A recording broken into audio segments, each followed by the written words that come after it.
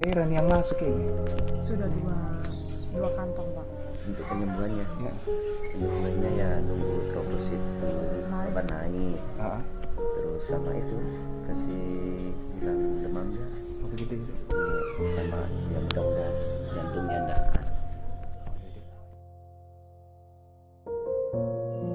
Saya telat BPJS-nya bayar angsuran 5 kali kalau nggak salah 5 bulan.